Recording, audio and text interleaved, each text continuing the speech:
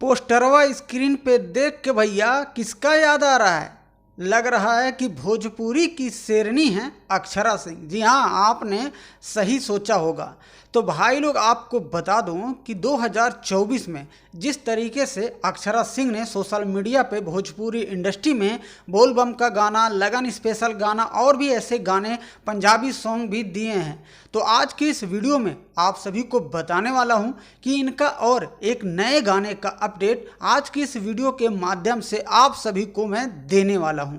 जी हाँ, कुछ ही घंटे पहले ही इनके एक नए गाने का अपडेट आया है। तो चलिए, सबसे पहले मैं आपको बता दूं कि तीज का त्यौहार है और तीज के शुभ अवसर पर आप सभी के लिए, हम सभी के लिए एक नए गाने जो कि तीज का सॉन्ग होगा लेकर आ रही हैं भोजपुरी की शेरनी अक्षरा सिंह।